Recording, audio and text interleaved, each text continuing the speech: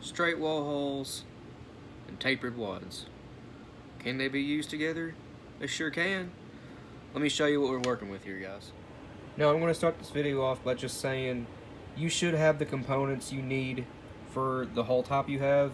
Like, you should get the straight wall wads for your straight wall holes. I got 12 and 16 here. I'm using clear holes today just to demonstrate what I'm doing to you guys. But if all you can get, or all you have on hand, is tapered holes, or wads rather, you can make it work. This is a 7/8 ounce 16 gauge wad. This is a 1 1/8 ounce 12 gauge wad. Both are tapered. You can make them work in these holes. All you'll need to do it is just a pair of pliers. These are needle nose pliers. That's all you'll need. And guys, this goes for all gauges. It'll work for your 20, it'll work for your 16, your 12. You can even get a 12 gauge target wad to fit in a 10 gauge hole with doing this right here. You can flare out this gas seal. I'm going to show you what I'm doing here in a minute. That gas seal on there, you can flare it out with those pliers big enough to fit these 10 gauge holes and get a great seal. Alright, let me show you what I'm talking about. Okay guys, I'm going to start off with 12 gauge here today. This might be the only time you see on this channel me loading a standard 12 gauge target load, because I'd rather just go to Walmart and pay the $6 to $8, sometimes $9 for the double A's and STS's. I'd rather go to Walmart and buy target loads than load them, because to me that's just wasting valuable resources that are hard to come by right now, such as primers and powder. I'd rather just go buy it. 12 gauge hole. Again, I'm using clear ones just to clearly, no pun intended, demonstrate what I'm doing here today. Not going to give you any load data because it don't matter. Not today. Right on the money.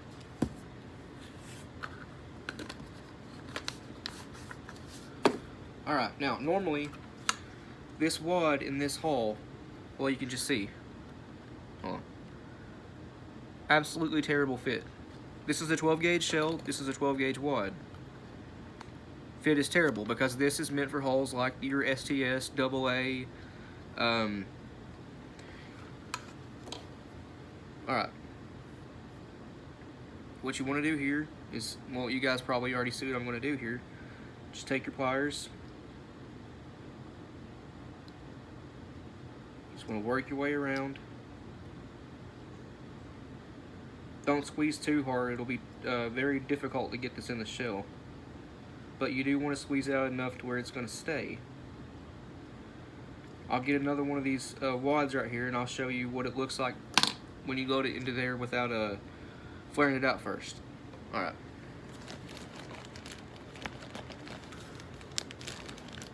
Gotta dig for it. Alright. So here's an unmodified wad before I load the one I just flared out.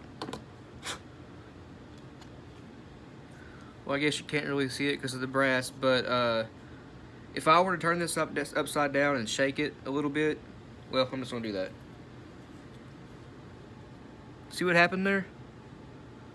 That's what's called powder migration. Not good. That can lead to, at the least worrisome, a squib load. I don't want to know what would happen if, not even going to go there.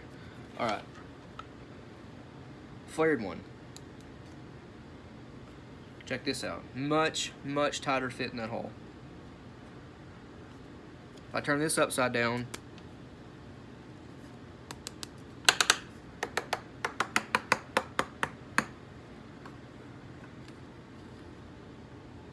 the powder that you're seeing here was just powder from before.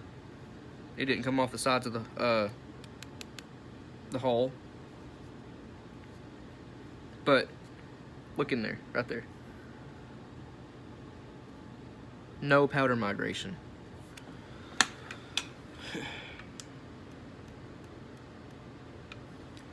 Alright. Where's my shot dipper? There it is.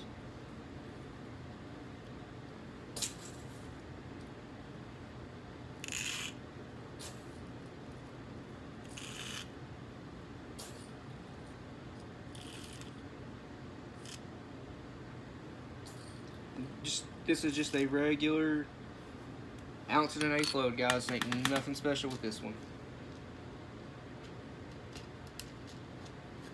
Going with the 6-point crimp.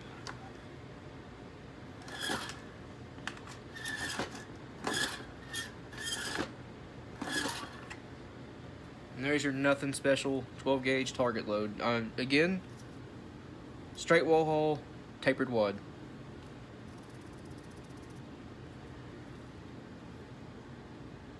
Won't get any powder migration like that. Loaded up a bunch of these lately. Test fired them before I made this video just to make sure that my theory is a good idea. I'm sure I'm not the first person to think of that, but I've looked around, ain't seen nobody else post a video like that on YouTube doing that right there. Now moving on to your 16 gauge. Again, clear hull so you can see what I'm doing. Same concept here. Tapered wad, straight wall haul.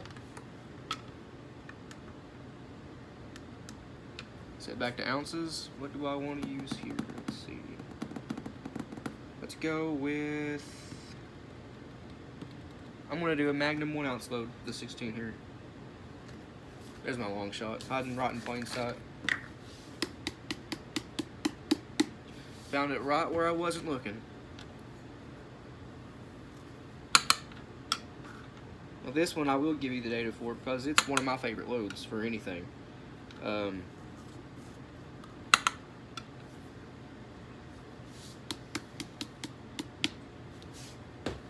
Sorry guys, concentrating a little bit here.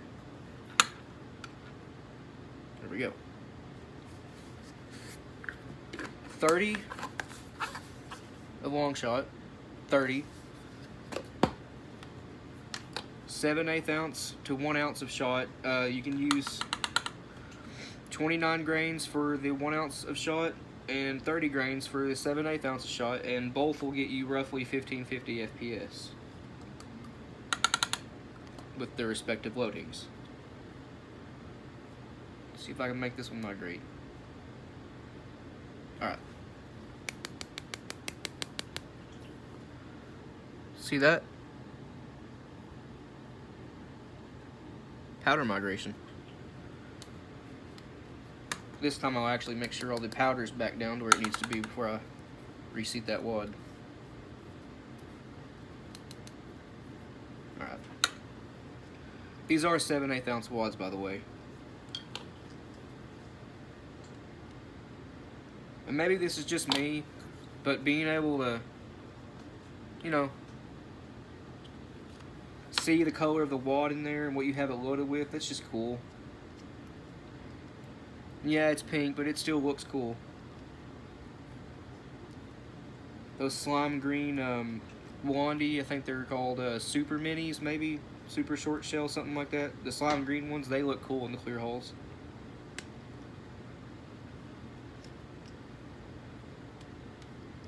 Whenever you're doing this, after you think you got it finished, you know, you work your way all around it. Look at the bottom of it and just make sure that you got it everywhere. Flare it out good.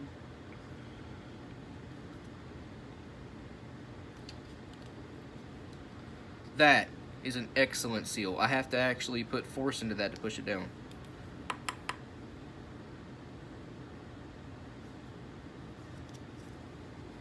I'm actually going to use the press. Make sure that's seated good. Okay. Hear that? That's right, you don't hear nothing.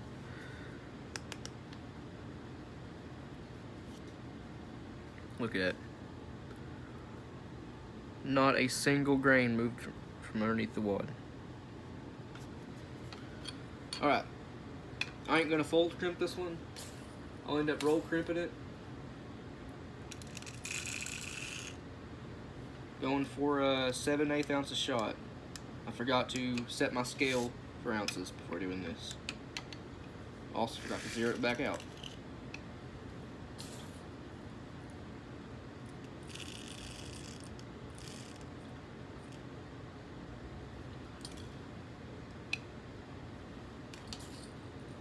It said 8.82, not 8.7. There we go.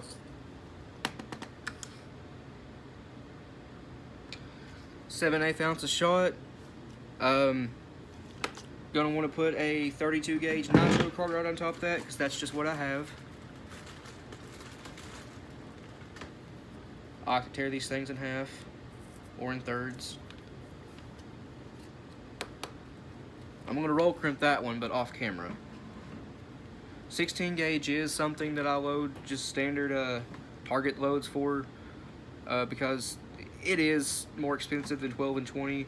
Last year, about a year and a half ago actually I should say, you could walk into Walmart and buy a box of 16 gauge shells for about $8, sometimes closer to $9, depending on, you know, what size shot it was or the brand. They Federal, Winchester, they had Remington Express, the long range Express ammo, they had that. All under $15, even for the good, like the Remington stuff, under 15. Now that same box at Remington, $27.99. The box of good Winchester number 4 shot, ounce and an eighth, at $12.95. Those are running, what were they? $21.99. Cheap box of Federals that used to be $8. They're $14.99 now, I think is what I saw them for. So yeah, I load 16 gauge game loads, target loads, you know. But I'm mostly a buckshot slug loader. Anyway, guess that wraps this video up, guys. You can use tapered wads in straight wall hauls, just flare it out. Again, you can flare out a 12 gauge wad to fit a 10 gauge if you want to load 10 gauge light loads. I have a video about that. You just squeeze the gas seal really tightly. I should say, yeah, I don't know. Just flare it out good enough. It'll fit the 10 gauge haul. There's not a lot of difference between 10 and 12 gauge.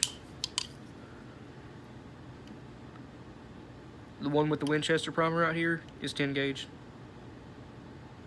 Trying to light it up the best I can. As you can see, 10 gauge, just a little bit bigger. You can make those wads work if you flare the gas seal out. Gonna end it here. Thanks for watching. I got much more information, good reloading tips coming. See you guys in the next one.